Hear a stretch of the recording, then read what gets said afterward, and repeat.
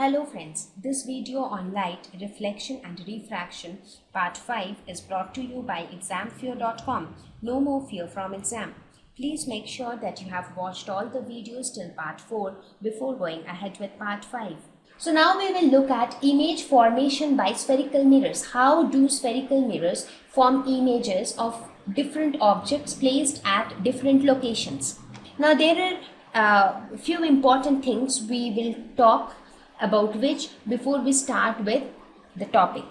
First thing is, now where exactly is the image formed, or what is the concept of formation of image in case of a spherical mirror? The rays originating from a point actually meet at another point after reflection.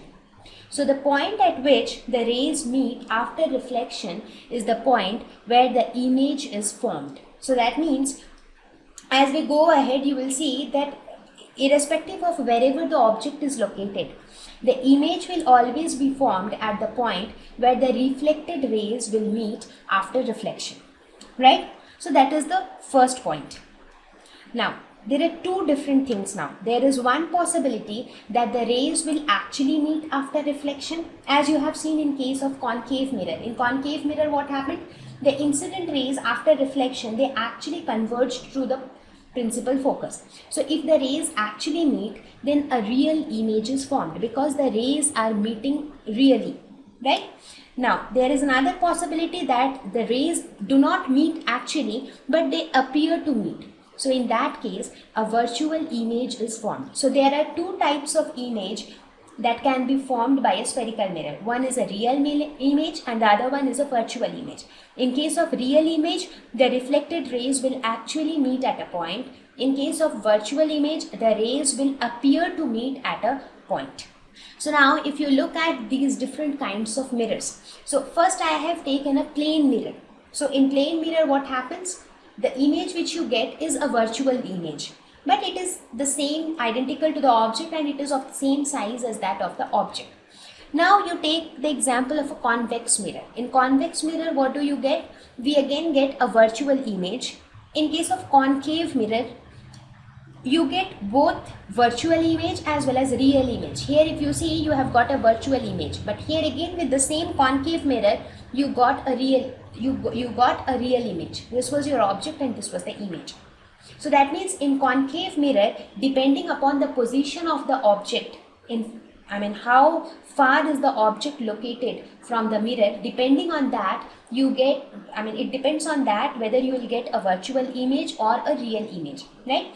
So these are the two types of images that can be formed, and the concept is that the point at which the reflected rays will meet is the point where the image will be formed.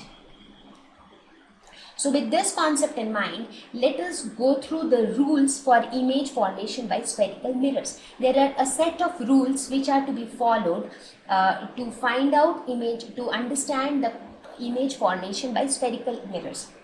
So here is the rule number 1.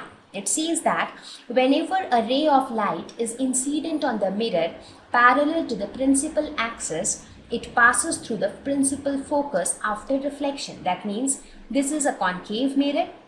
Let us suppose if you have a ray of light which is incident on the mirror and which is parallel to the principal axis. So this is your principal axis, right? So it is parallel to the principal axis. So after reflection, the ray will pass through the principal focus. So here this is your incident ray and this is your reflected ray. So this is your first rule. So what will happen in case of a convex mirror? In convex mirror, suppose this is the ray of light which is incident parallel to the principal axis. Now after reflection, what will happen? As it strikes the mirror, this ray will have a tendency to move like this, that is, it will diverge.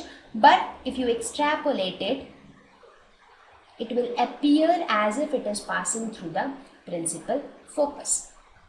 So in this case, this is your incident ray and this is your reflected ray, because convex mirror is a diverging mirror. So in this case, whenever the rays of light strikes the mirror, it gets diverged, it gets bounced back, because for any mirror it will get bounced back, right? It will not cross the mirror and pass through it.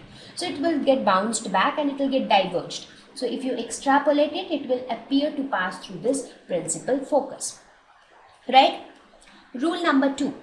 A ray of light which passes through the principal focus towards the spherical mirror after reflection is reflected parallel to the principal axis. So it is just the opposite of rule number 1. It says that if the incident ray of light passes through the principal focus and then it is incident on the mirror, then after reflection it will go parallel to the principal axis. So in this case, this is your incident ray and this is your reflected ray. So what will happen in case of a convex mirror? So in case of convex mirror again, if you have a ray of light which passes through principal axis, that means let us suppose if you have a ray of light like this, which appears to pass through the principal focus, after reflection it will go parallel to the principal axis.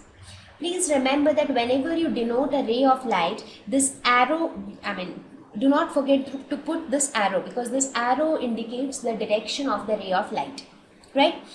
So this is how it will happen in case of a convex mirror. Let us look at rule number 3. It says that a ray of light which passes through the center of curvature of a spherical mirror after reflection retraces the same path, that is, goes back along the same path. So let us suppose if you have a ray of light which passes through the center of curvature. Let us suppose it passed through this point. So if this is your incident ray, then after reflection, after it strikes the mirror, it goes back along the same path, right? So similarly in this case also, let us suppose if there is a ray which falls on this mirror such that it appears to pass through this center of curvature, then after reflection it goes back along the same path. The last rule, that is rule number 4.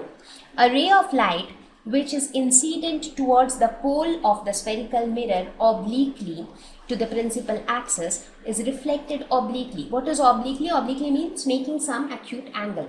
Let's suppose if you have an incident ray which falls towards the pole of the mirror obliquely to the principal axis, that means making some angle theta to the principal axis, then it gets reflected obliquely. That means the reflection will also happen obliquely with the principal axis. So this is how it will happen for concave mirror. Similarly in case of convex mirror also the same thing will happen. If a ray of light falls towards the pole making some angle theta with the principal axis, it will go back in a similar manner. So this is your incident ray and this is your reflected ray.